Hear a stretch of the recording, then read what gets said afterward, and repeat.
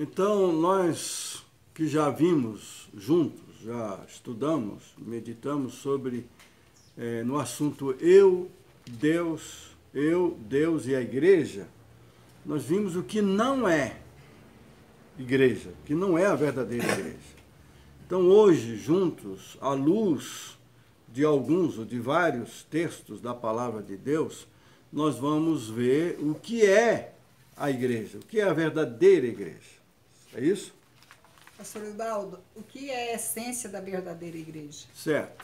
Isso é interessante, porque muitas coisas que a gente chama de essência da igreja, no máximo é a periferia, é às vezes a consequência de se viver como igreja. Mas a essência da igreja, um dos textos bíblicos, é o que nos diz Atos capítulo 20, versículo 28. O que é que afirma lá? Atendei por vós e por todo o rebanho sobre o qual o Espírito Santo vos constituiu bispos, para pastoreardes a igreja de Deus, a qual ele comprou com o seu próprio sangue. No meu caso, como pastor, e de todos aqueles que foram chamados, vocacionados para serem pastores, então todo pastor vocacionado por Deus, com esse dom recebido do Espírito Santo, tem que lembrar disto, que a igreja não pertence a nenhum pastor humano. A igreja não é propriedade de ninguém, nem de nenhum grupo. O rebanho não é meu. Eu fui chamado, fui vocacionado, fui enviado como pastor para pastorear o rebanho que é de Deus. Ele comprou pelo seu próprio sangue, o sangue de Jesus. Jesus veio para viver e para morrer no nosso lugar, para nos garantir a salvação eterna. Ele que é o supremo pastor. Todos nós somos auxiliares. Estamos pastoreando partes do rebanho de Deus. É isso que Paulo está nos lembrando. A igreja é de Deus. O rebanho é de Deus. E aqueles que são chamados para pastorear, pastoreiam o rebanho de Deus, que ele nos confiou para pastorear, certo? Um outro texto que nos ajuda a entender essa essência da verdadeira igreja, quem faz parte da verdadeira igreja, é Pedro. Em 1 Pedro, primeira epístola de Pedro, no capítulo 2, os versículos 9 e 10. Olha o que nos afirma Pedro, o apóstolo Pedro. Vós, porém, sois raça eleita, sacerdócio real, nação santa, povo de propriedade exclusiva de Deus, a fim de proclamardes as virtudes daquele que vos chamou das trevas para a sua maravilhosa luz. Vós, sim, que antes não erais povo, mas agora sois povo de Deus, que não tinhas alcançado misericórdia, mas agora alcançastes misericórdia. Nós não éramos povo de Deus. E todos os grupos que não entenderem isso que está aí, não fazem parte do povo de Deus. Então Pedro está dizendo, quando que nós não éramos, ou quando que nós não somos povo de Deus? Antes de ser redimidos, antes de sermos transformados, regenerados, santificados, nós não somos povo de Deus. Nós fomos escolhidos, nós fomos eleitos, nós fomos separados para servir a Deus, como povo de Deus, certo? Por isto, nós nos tornamos propriedade exclusiva de Deus. Eu não posso pertencer a nenhum grupo, a nenhuma instituição religiosa que queira fazer de mim uma propriedade dela. Me põe no rol ali, eles têm todos os direitos sobre mim, de exigir, de cobrar, de policiar, tudo. Não. Eu sou livre em Cristo, mas eu sou livre para servir a Deus. Eu sirvo a Deus servindo as pessoas, mas eu não posso ser propriedade de mais ninguém, porque eu já sou propriedade exclusiva de Deus, certo? Então, João capítulo 21, Evangelho segundo João, no capítulo 21, os versículos 15 a 17, nós encontramos uma outra expressão que vai nos ajudar a continuar nessa compreensão sobre a essência da verdadeira igreja. Tem alguém que poderia ler em João 21, 15 a 17? Assim, tendo eles jantado, disse Jesus a Simão Pedro: Simão, filho de Jonas, tu me amas mais do que estes? E ele respondeu: Sim, Senhor, tu sabes que eu gosto muito de ti. Ele disse-lhe: Apacenta os meus cordeiros. Ele disse novamente pela segunda vez: Simão, filho de Jonas, tu me amas? E ele disse-lhe: Sim, Senhor, tu sabes que eu gosto muito de ti. Ele disse-lhe: Apacenta as minhas ovelhas. E ele disse-lhe pela terceira vez: Simão, filho de Jonas, tu me amas? Pedro entristeceu-se por ele lhe ter dito na terceira vez: Tu me amas? E ele disse-lhe: Senhor, tu sabes todas as coisas, tu sabes que eu gosto de ti. Jesus disse-lhe: Apacenta as minhas ovelhas. Todo pastor que é realmente pastor tem o dever forte, para ele, até uma obrigação de pastorear o rebanho de Deus por causa do amor de Deus nele, do amor de Cristo por ele. Então, a afirmação de Jesus para Pedro, o apóstolo Pedro, por 3 vezes, dando toda a ênfase, é que quem lhe ama, se Pedro lhe ama, Pedro declarou que amava, tu sabes que eu te amo. Então ele diz: então apacenta as minhas ovelhas, cuida das minhas ovelhas. Jesus, quando se apresenta como verdadeiro pastor, ele diz que o pastor dá a vida pelas ovelhas. E ele fez isso. Então é demonstração de amor. Se eu amo, eu vou cuidar das ovelhas, que é o rebanho de Cristo, que é o rebanho de Deus. Certo?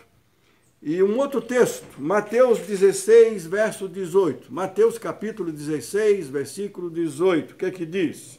Também eu te digo que tu és Pedro, e sobre esta pedra edificarei a minha igreja, e as portas do inferno não prevalecerão contra ela. Olha,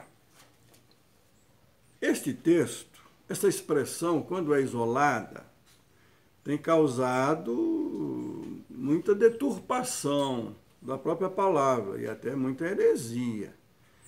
Porque se ficarmos apenas nisso aí, tu és Pedro, e sobre esta pedra edificarei a minha igreja. E aí depois continua: dar-te-ei as chaves do reino dos céus. E o que ligardes na terra terá sido ligado nos céus. O que desligardes na terra terá sido desligado nos céus. Então isso tem sido usado pela maioria das igrejas para dar um poder enorme para a igreja, esta igreja que nós já afirmamos que não é a verdadeira igreja, que é apenas uma instituição que se diz a dona da verdade e do evangelho. Então, vai ter que lembrar algumas coisas. Jesus disse isto num contexto que está no texto. Leia o texto maior. Primeiro Jesus começa, deixa eu comentar um pouquinho, depois vocês leiam o texto que está lá. Jesus faz uma pergunta para os discípulos. Ele primeiro quer saber o que o povo diz a respeito dele. Quem diz o povo que eu sou? Que o Filho do Homem é? E eles informam. Uns dizem que tu és Elias, outros dizem que tu és um João Batista, outros dizem que tu és um dos profetas, tu és profeta. E eles foram falando o que o povo dizia sobre ele. Aí ele faz a segunda pergunta: e vós, e vocês, que dizeis que eu sou? E aí Pedro, que gostava de tomar a dianteira, né, fazia pergunta para o grupo, ele normalmente era o primeiro que respondia. Não foi só nessa ocasião, em várias outras. Aí Pedro, tomando a palavra, diz o quê? Tu és o Cristo, o Filho do Deus vivo. Sobre esta resposta, esta palavra de Pedro, sobre esta palavra, e o foco tem que ser sobre a palavra que Pedro deu. Jesus comenta: esta palavra não veio de você, não foi carne nem sangue que tu revelou. Esta palavra veio de Deus Pai, veio do Espírito Santo. Esta é uma palavra revelada. Jesus é o Cristo, o ungido de Deus, o Messias, o único. Ele é Deus e mais ninguém. O único mediador entre Deus e os homens, como diz Paulo a Timóteo. Há um só Deus e um só mediador entre Deus e os homens, Jesus. Então a igreja não pode tomar o lugar de Jesus com base em nada. Não pode isolar esse texto. Porque aí fica entregue para a igreja o papel até de corredentor, ou mais do que isso, vai se tornando a salvadora. Eu faço parte de uma igreja que tem um nome bonito, Igreja de Deus, Povo de Deus, Reino de Deus, não sei o que, etc. Lá vai. E eu me acho salvo porque eu sou membro daquele grupo, daquela instituição, daquela denominação. E quem não é, não entra no reino dos céus. Então parece que a inscrição no livro da denominação, no livro da igreja, instituição religiosa, é mais do que no livro da vida. Que história é essa? Meu nome tem que estar escrito no livro da vida. Se aqui eu faço parte de um grupo de pessoas que também estão, amém. Mas não tem essa autoridade, essa superioridade. Ninguém tem que tomar o lugar de Jesus. Interessante, para não deixar dúvidas, no próprio texto, no próprio capítulo, que o versículo que foi lido foi o qual? O versículo 18 do capítulo 16 de Mateus, não é isso? No próprio capítulo 16 do Evangelho segundo Mateus, você seguindo aí, logo na frente você vai encontrar que Jesus foi avisar, foi relembrar, foi dizer para os discípulos que ele iria para Jerusalém e que lá ele sofreria nas mãos das autoridades religiosas, maiores autoridades religiosas da época, dos sumos sacerdotes, desses escribas, dos doutores da lei, daqueles que se achavam todos investidos de autoridade. Ele iria para lá, ele iria ser perseguido, ele iria sofrer, iria morrer. Quando ele disse isto, Pedro, o mesmo Pedro daquela palavra revelada, faz uma coisa esquisita. Ele chama Jesus à parte. Ele chega assim: Jesus, faz um sinal, vem aqui. E fez uma repreensão para Jesus. Pedro vai repreender Jesus. Olha o que o texto está dizendo. Infelizmente, muita gente não lê. Para lá naquela expressão. Não lê o que está em seguida, no mesmo texto, do mesmo autor. E aí o que Jesus disse a Pedro quando ele quis repreender Jesus sobre anunciar que ele iria ser morto, crucificado, ele iria sofrer? Pedro disse: de jeito nenhum, isso não vai acontecer. Tenha misericórdia de ti mesmo. O que é isso, Jesus? Nós não vamos deixar. Aí Jesus disse: arreda Satanás. A Pedro: arreda Satanás. E diz: tu te tornaste pedra de tropeço. Então, olha a circunstância. O Pedro, que muita gente diz que parece que virou Jesus, é a pedra fundamental. Depois lá em Atos vai ter o quê? Quem é a pedra fundamental? É Jesus. O próprio Pedro sabia disso e falava isso. Não é Pedro a pedra fundamental, não é o alicerce, não é o fundamento, é sempre Jesus. Então Jesus é o edificador da igreja. Certo, irmãos?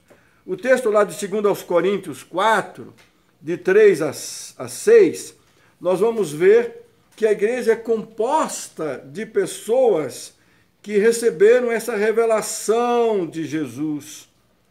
E por isso podem representar Jesus. Alguém quer ler aí o 2 Coríntios 4, 3 a 6? Mas, se o nosso evangelho ainda está encoberto, é para os que se perdem que está encoberto, os quais o Deus deste século cegou o entendimento dos incrédulos, para que lhes não resplandeça a luz do evangelho da glória de Cristo, o qual é a imagem de Deus.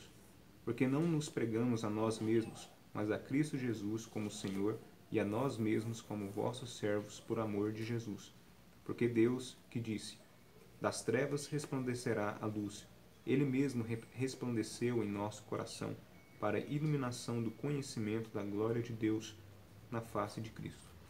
Estes que pensam que age desse jeito é porque não entenderam, não aceitaram, não viveram o verdadeiro evangelho. Porque quem recebeu o evangelho, o verdadeiro evangelho, que é o evangelho de Cristo, que é Cristo encarnado, então esses pregam a Cristo. Nós não pregamos a nós mesmos, pregamos a Jesus. Um outro texto que pode nos ajudar é Paulo aos Efésios, no capítulo 5, verso 23. Eu vou dizer o que está lá, podem conferir depois, mostrando que Cristo é o cabeça da igreja. Não é mais ninguém, nenhuma instituição, é Cristo que é o cabeça da igreja, que é quem dirige a igreja, quem governa a igreja.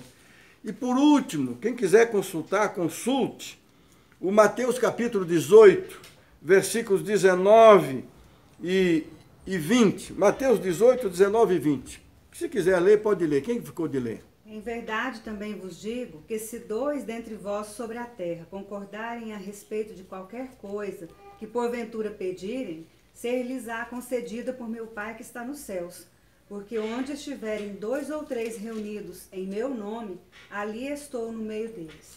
Para ser igreja não tem que ser multidão. Podemos alcançar o máximo de pessoas que pudermos. Mas a palavra de Jesus é, onde estiverem 2 ou 3, a partir daí qualquer número, reunidos, unidos em torno dele, no nome dele, aí ele estaria, aí ele está, como ele está aqui, conosco, entre nós. Nós estamos aqui fazendo o quê? Reunidos, unidos no nome de Jesus.